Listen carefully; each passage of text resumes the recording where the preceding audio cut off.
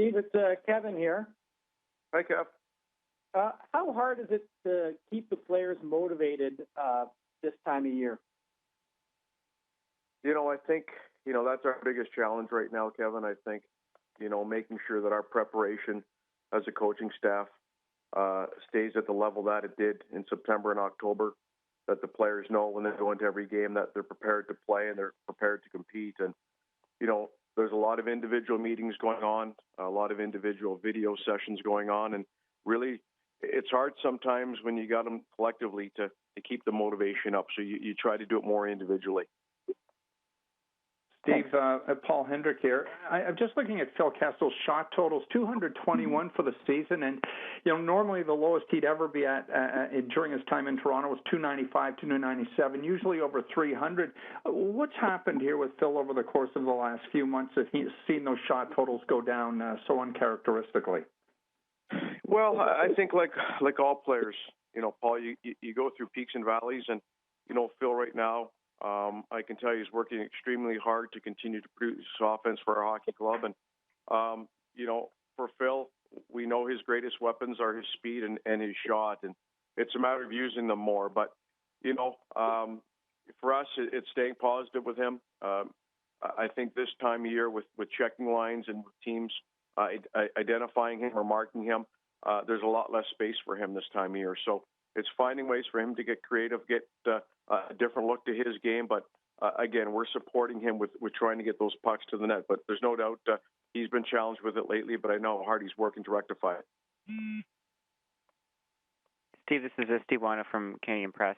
How tough is it, I guess, to integrate four new guys in the lineup? And you've had this group together and had so many injuries, but how much of a challenge is it to get those guys up to speed and trying to play it at this part of the season?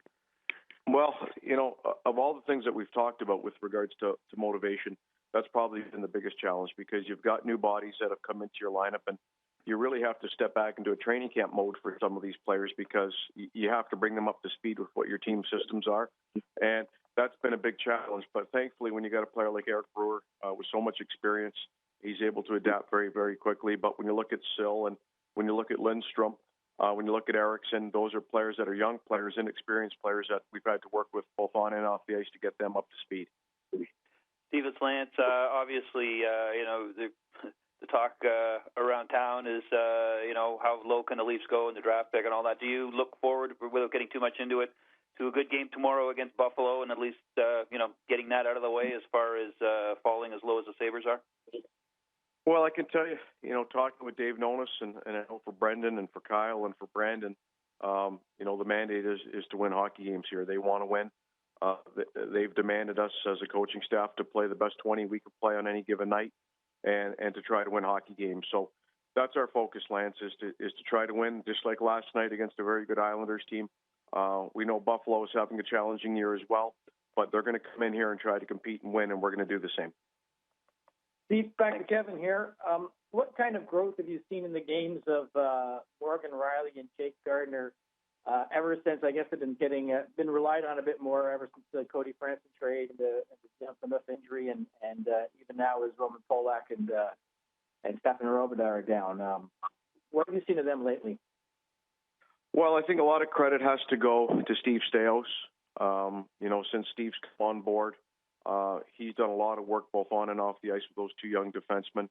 As you said, Kevin, we've taken out 4 veteran defensemen out of our lineup. When you look at Franson, Robida, Polak, and Corbinian Holzer, we have to fill that time. And those two young players are players that we're going to count on here now to take the next step in their progress. And they're going to make mistakes.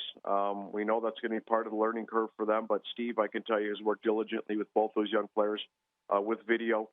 We know what they can do offensively, Kevin. The challenge for any young offensive gifted defenseman is to try to make sure they can play a complete game 5-on-5. And I know that Steve's worked hard with them in that area.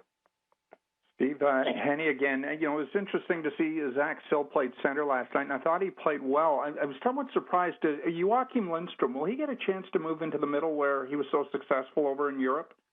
That's something that we're discussing, Paul.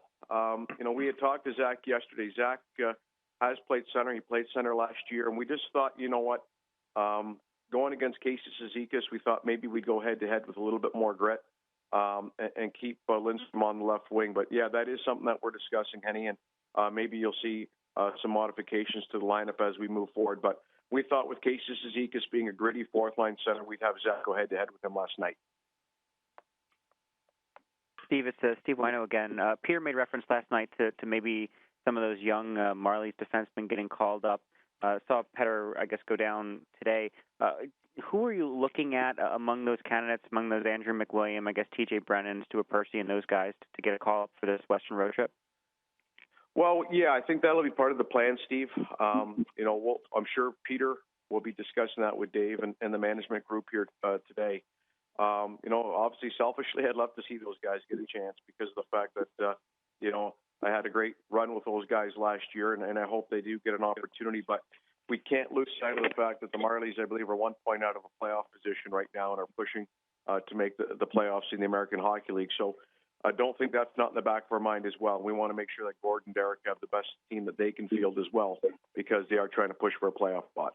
Lance, if and when Nazem comes back, what are you expecting from him, effort-wise and just overall?